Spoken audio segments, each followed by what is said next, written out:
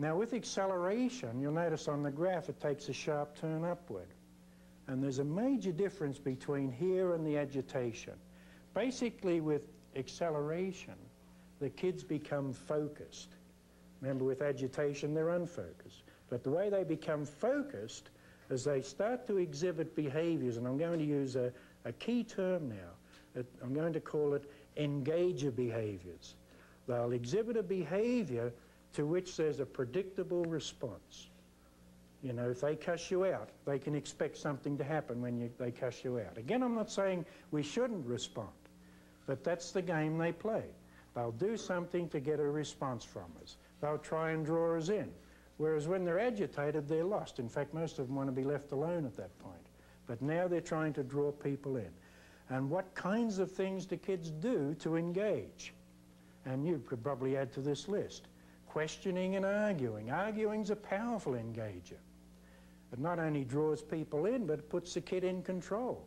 The person they draw in often gets a bit mad, gets a bit agitated too. That gives a lot of power to that kid, a lot of reinforcement.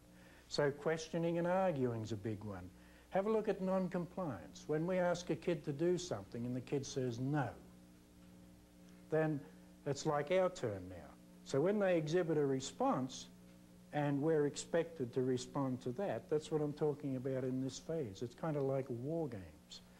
Off task. Say everyone's working, so-and-so's not. It's only a matter of time before we respond to that. So if you say to a kid, what's a very predictable way of getting teacher attention? They would say, don't work. It's kind of sad in a way, but if we'd like them to say work, you get a lot of attention there. But if don't work, it's clean. They'll get attention for not working, for sure. Provoking students. Probably, you know, I heard one of the students here just hollering one day, just hollering like mad. And so I went down to check out, and sure enough, one of the other kids provoked him. And what he said was, I can tell your mother's on welfare by the way you're dressed. That's a clear provoke. It was utterly predictable that kid would blow there. And it's hard to train kids for that, because we can't catch them all. In fact, it's not our business to, but it's very difficult behavior to teach the kids to deal with provoking. It's also difficult to teach them not to provoke. Compliance with accompanying inappropriate behaviors. Now, what about this? You say, Jeff, sit down in your desk, please. So Jeff walks over to his desk and goes, boo, and then bangs and sits down. So I sat down in the desk. Now I've got to make a decision. Do I deal with that kicking of the table and pounding on the desk? But it's an engager behavior. I'm expected to respond. Criterion problems. Say you say, do 1 through 8. The kid will do 6. Or if you say, write a page, it'll be 3/4 of a page. There's still writing there, but it's not quite the criterion that you're required. And then we're going to respond to that, and the kid knows we will. Whining, that's a good behavior, especially with little kids, even older kids, but whining drives most people crazy, especially if you're a parent. Crying, this is the kid, I didn't mean parent. 8, avoidance and escape, that's a good one. That'll get attention. If they're expected to be here and they're not there, they're expected to move their chair over into the group and they're not there, they've gone somewhere else. A lot of kids will do that. They don't want to do what's on, so they'll avoid it. And then we respond. Again, I'm not saying don't respond, but it just puts them in control. And that's the way they do their business. Threats and intimidation, that's a good one. If you do that, I'm going to beat you up. I'm going to bring my father in, he'll take care of you. One of the kids said to a teacher one day, I know where you live. So whose turn is it now? You know, it's kind of, I think the teacher said to me, what should I do? I said, move. But threats and intimidation, why do they threaten? What keeps that behavior going? Some kind of response to that content. Verbal abuse. I'm not saying, again, we shouldn't respond if someone cusses us out, but it's predictable they will get a response. Physical abuse. Anyway, overall, a key kind of concept in all of this is that they display engaging behaviors. And when I'm talking about controlling those successive interactions, that's where we start. What do they do to engage us? Let's look at the next phase, peak. Here the kid is out of control. And there's not much of a theme here except the kid's lost it. The kid's blown it. We use that kind of language. What specifically do we see? Oftentimes physical abuse. There'll be punching, threatening, or even further than that, assault. Self-abuse, you see that from time to time. A more withdrawn kid might get into that. Severe tantrums, just kicking and flailing and throwing stuff. Hyperventilation, that usually accompanies it. The whole body's roused to a higher level. Screaming, running. Never looks good to have one of your kids screaming around the building. We say that kid's out of control, but really, that kid's in control. We don't have control there. Running, violence is another aspect of it. But what can you say here? The kid's out of control. On the other side, the good thing about this, they can't stay out of control forever. So it does blow over. Maybe the body can't stand it for that long.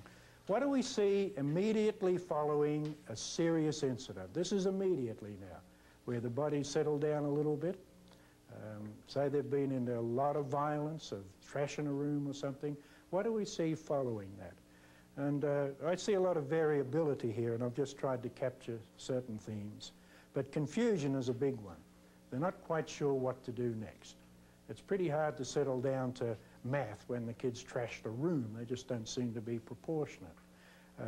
There's reconciliation. The kid will want to make up. You'll see little probes. Can I do that? Or they'll ask a question, but they'll want to make up.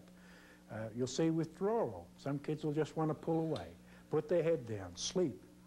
A lot of them want to get into blaming others. It's all her fault. She had to let me do this, then it wouldn't have happened. That whole theme of, here's the occasion, one of my rights has been violated, therefore it's okay what I do. That's one of their rules. So blaming others is a routine they've had. Sleeping. Responsive to directions, that's one you need to know if you don't know already. I think it's locked into that confusion. If you say, look, just sit over there and wait, they'll go. It's almost like they need a little roadmap of what to do next, but just sit down there. They'll do that. Responsive to manipulative or mechanical tasks. It's good to have them do a little activity, just some mechanical math or mechanical writing, something to settle them, get them focused. Avoidance of discussion, that's an important one.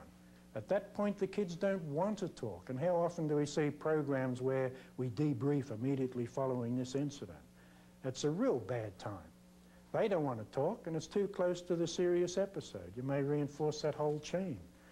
So overall, we have student displays confusion. That's probably a good theme for that. The last phase, recovery, what do we see following this de-escalation where they've got somewhat focused and they're back on track or back in the classroom or back in the activity?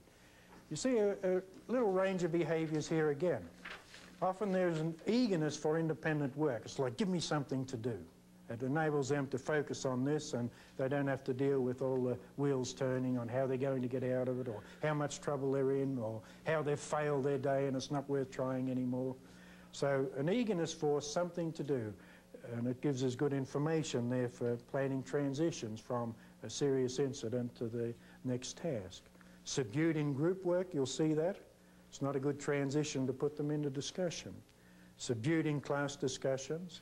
You'll see defensive behaviors, blaming others, that kind of stuff, and an avoidance of debriefing. I'm not saying don't debrief, I'm suggesting we shouldn't debrief them. Overall, there's an eagerness for busy work and a reluctance to discuss. And again, that's strong information on how to deal with all of this. I just want to do a quick summary of this whole first phase, and essentially I'm saying that there are 7 sequential phases of acting out behavior, and we've got to get better at recognizing them, because if we can recognize them, we can operate a little bit earlier with the kids. And we don't have them all day, either by choice or by design. But you get a kid coming off the bus, or you have them coming in from another period. It's like assessment. We need to be able to pick them up where they are right then and be able to work with them. if we had them for longer periods, and most of us don't want that, we would be able to see things moving back and forth. But we need to be able to recognize, as soon as we see them and start to work with them, here's where they are. And so that's the value of that kind of phases, that once we get a better handle on it, we can pinpoint where they are. So essentially, I'm saying that there are 7 phases of acting out behavior, and most of the variability comes with what the kids do within those phases. That's one. And then second, how quickly it goes. It can go very quickly. Not saying that, you get red lights to tell you where you're up to. So that concludes then phase 1 on the 7 phases, or the model for acting out behavior.